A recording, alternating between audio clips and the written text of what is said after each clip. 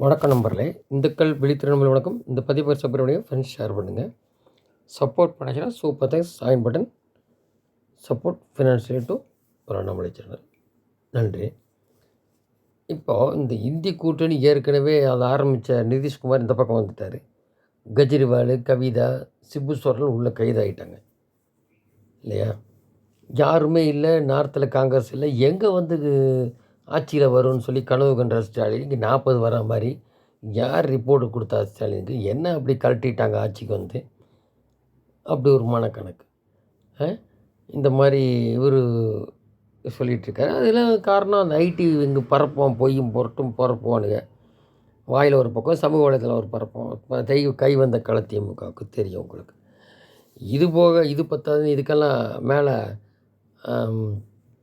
திமுகவுக்கு மேலே அது ஒரு தலைவன் மாதிரி காங்கிரஸு எங்கோ ஒரு 80 வயசான ஒரு தாத்தா அகில இந்திய வேர்ல்டு காங்கிரஸ் அங்கே அமெரிக்காவில் சிட்டிசன்ஷிப்பில் உட்காந்துட்டு அங்கே வந்து வாங்குகிறான். 45% தான் வாரிசுக்கு கொடுக்குறாங்க சொத்தைன்னா, இங்கே இந்த சொத்தெல்லாம் பிடிங்கி கொடு, தங்கத்தையெல்லாம் கணக்கெடு, இந்த மாதிரி பண்ணு, அந்த அசட்டை இது மாதிரி டேவேஷன் பண்ணு அப்படின்லாம் சொல்லிவிட்டு மக்களின் தங்கத்தை கணக்கு எடுத்து அதையும் உள்ளோட பிடிங்கி கொடு, இந்த மாதிரி சொல்லிவிட்டு மக்களின் சொத்துக்களை பறித்து மற்றவர்கள் கொடுக்குறாங்க. ஏன் நீ கொள்ளையடித்து வச்சுருக்கீல திமுக, இந்த கட்சி யார், லல்லு பிரசாத் கட்சி, இப்போ கெஜ்ரிவால் கட்சி, இந்த காங்கிரஸ் வழியாக வந்த இந்த மாதிரி இருக்காங்கல்ல, இதெல்லாம் பிடிங்கி மக்கள் கொடுங்க. அதை விட்டானுங்க.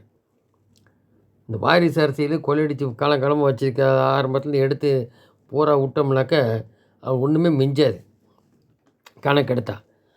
அதை கூட மக்கள்னா அவன் ஏதாவது தொழிற்சாலை வச்சுருப்பான், வேலை பார்க்குறான், அதை எதுக்கு நீ பிடுங்குற?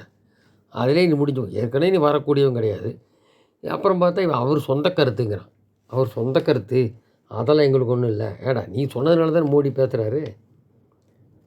இப்போ நீ இஷ்டத்துக்கு பேசிட்டு யாரோ எங்கேருந்தோ பேசுவான், அது சொந்த கருத்துப்பா. மோடி எப்படி இஷ்டம் போல் பேசுவார்? அவர் கரெக்டாக நீ தான் எப்போவுமே இந்த ராகுல் தான் உளருவாய் என்ன? அதே உதயநிதி அப்படி தான் எல்லாம் போகிறோம், உளறுவாய் ஜாஸ்தி. அப்போ இப்போ பாருங்கள், இப்போ மட்டும் சாமி கும்பிட போகிறது திருமாவளவன், அந்த ராசாலாம் என்ன அது இந்த மாதிரி ஒரு பக்கம் போயிட்டுருக்குது. ஏற்கனவே குறிப்பிட்ட மாதிரி தான் இப்போ அதிமுக ஆல்மோஸ்ட் முடிஞ்சு போயிருங்கிறாங்க. இப்போ பாதி சீட்டு வந்து வச்சுக்கங்க. திமுக வந்து எல்லா பக்கம் மாற ஆரம்பிச்சிடுவான். திமுக வந்து பல ஏகநாள் சீட்டு வருவாங்க, ஆட்சியே போகும். கவர்னர் ஆட்சி வந்து பல திட்டங்கள் இது பண்ணி இதே கூட்டணி இன்னும் மேற்கொண்டு ஆட்களை கட்சிகள் வந்தால் சேர்த்து அப்போது கூட்டணி ஆட்சி மாதிரி 26 வர மாதிரி இலக்கு கொண்டு போவாங்க. அவங்க இந்த தென் மாநிலங்களில் இனி கண் வச்சுப்பாங்க.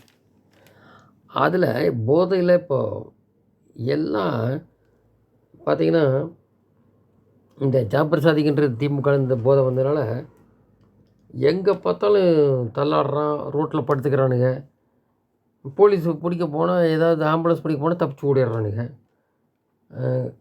போதையில் கேட்டால் டாஸ்மாக் அடிச்சிருக்கேன் அந்த மாதிரி சொல்கிறது, சாராயம் இது பண்ணி வேலை தேடி வந்தேன்றது. அதே மாதிரி தான் பட்டாக்கத்தியை உடச்சிட்டு போகிறது, இந்த மாதிரிலாம் பயத்தை ஏற்படுத்துகிறானுங்க ஆச்சுங்களா. வீடுகள் அருகே நிறுத்தி அந்த பைக், ஸ்கூட்ரு, ஆட்டோ அதெல்லாம் உடைக்கிறானுங்க, சேதப்படுத்துகிறான். டாஸ்மாக் கடை மூடிந்து அதிகாலை 3 மணிக்கே 3 பேர் நின்று சத்தமாக பேசிக்கொண்டு ரோந்து போலீஸார் விசாரித்த போது தென் மாவட்டங்கள் பதில் சொல்லி தென்னாவட்ட பதில் சொல்லி தகராறு செய்தனர். ரோந்து வாகன கண்ணாடி இந்த மாதிரிலாம் நிறைய பண்ணுறாங்க. இதை மாதிரி நிறைய நடக்குது. கஞ்சா போதை வசதினால் ஒரு வாரத்தில் நடந்த பல சம்பவங்கள் சிக்கவில் அனைவரும் 25 வயது தாண்டாத இளைஞர்கள். அப்போது என்ன பண்ணிட்டாங்கன்னா, அன்றைக்கி வந்து இந்த குடி வேண்டாம் அப்படின்னு சொல்லியும் கேட்காம ராஜாவை சொல்லியும் குடியை திறந்து விட்ட ஒரு கருணாநிதி, அதுக்கு மேலே பையன் ஸ்டாலின் போயிட்டாப்படி. ட்ரக்கு, போதை வஸ்து, ஸோ தமிழத்தை குட்டிச்சாரு. அது மட்டும் இல்லை, இப்போது மேகதாது அணை கட்டுவாங்கிற சிவகுமார் என்ன இதை பற்றி வாய் திறக்கல ஸ்டாலின். ஏன்னா கூட்டணி ஏதோ வந்துடுவாங்களான்னு நப்பாசை, மேலே வந்து உட்காந்துருவாங்களான்னு. அவங்க கட்டின அவர் கபினி, ஏராவதி ஏமாங்கி நிறைய அணை கட்ட விட்டு தஞ்சாவூர் ஒன்றும் இல்லாமல் ஆக்கினார். கேட்டால் டெல்டாக்காரன் யார்? கருணாநிதி. அதுக்கு அப்பனா போவார் தெரியுது. அப்பாவுக்கு அப்பனா யார்? ஸ்டாலின்.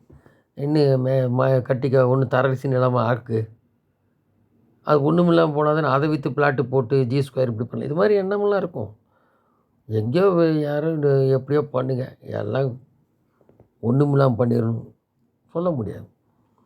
ஒரு பக்கம் அணையை கட்டிட்டு அவன் கட்டிட்டு போவான், இங்கே ஒன்றுமில்லாமல் தரிசனம்லாம் போகணும். இங்கே குடிய மேலே ட்ரக்கு வேறு.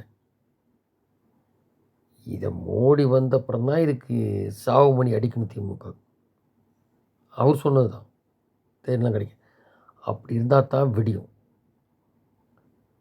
மாறி ஈறி ஏதாவது இருக்காது. ஒரு பேச்சுக்கு சொல்.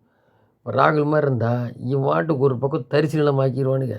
தண்ணியும் வராது, ஒன்றும் வராது, குடிக்க தண்ணி இருக்காது. அவன் பத்தாவது காங்கிரஸ் எல்லா சொத்தையும் பிடுங்கி ஏழைகள் கொடுக்குறாதுன்னு இப்போ எப்படி நகையை கொடுக்குறானுங்க கோயிலுக்கு பிஸ்கட் பண்ணுறான், அதில் ஆதாயமெல்லாம் பண்ணுவானுங்களா?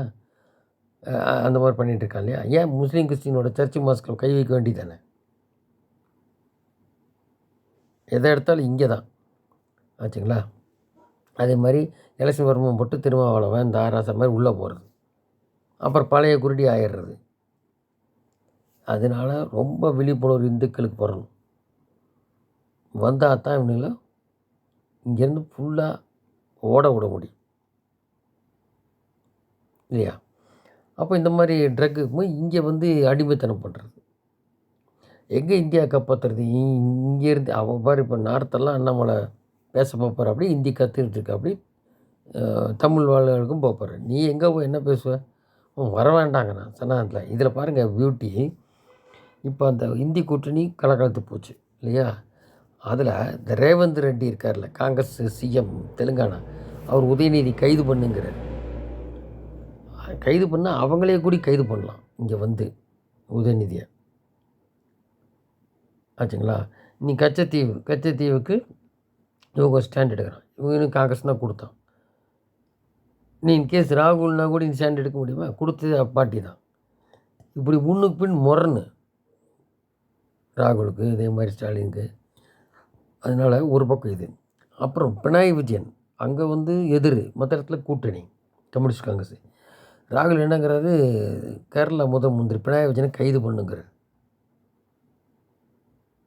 காங்கிரஸுக்கு ரெட்டி உதயநிதி கைது பண்ணுங்கிறார். சனாதனத்தை பற்றி பேசிட்டேன். மோடி ஒரு பக்கம் பண்ண போகிறது இருக்கட்டும், இவங்களுக்குள்ளேயே இப்போ இப்படி அவர் நான் பாட்டி காலத்தில் எமர்ஜென்சிலேயே உள்ளே இருந்திருக்கேன், நீ என்ன பெரிய அப்படிங்கிற அப்படி பினராயி விஜயன். அவன் மேகதாது அணை கட்டுவாங்கிற அப்படி இங்கே வாயெல்லாம் மூடின்னு இருக்காங்க. எப்படி முரண் இருக்குது பாரு அதுக்குள்ளே. அது முரண்பட்ட கூட்டணி. ஏன் பிரதம மந்திரி சொல்லிட்டு நிற்க வேண்டியதானே? என்றைக்கும் சதுரி போயிருக்கு, இப்போவே சதுரி தான் போயிட்டுருக்கேன். ஸோ மோடி வந்தப்புறம் காணாமல் போன ஏடிஎம்கே அடுத்து போகிற திமுக தேடினாலும் கிடைக்காதுன்னு சொல்லியிருக்காரு. இது அவர் எப்படி காஷ்மீர்லாம் பண்ணாரோ அந்த மாதிரி பண்ணால் தான் விமோசனம் பண்ணுவாங்க. அது அந்த கட்சி வளரத்தான் பார்ப்பாங்க. அது எதுவும் ஊழல் இல்லாமல் செய்வாங்க மக்களுக்கு. இந்த 50 வருஷம் குப்பையில் ஒழியணும். பார்ப்போம். நன்றி. ஜெயந்த்.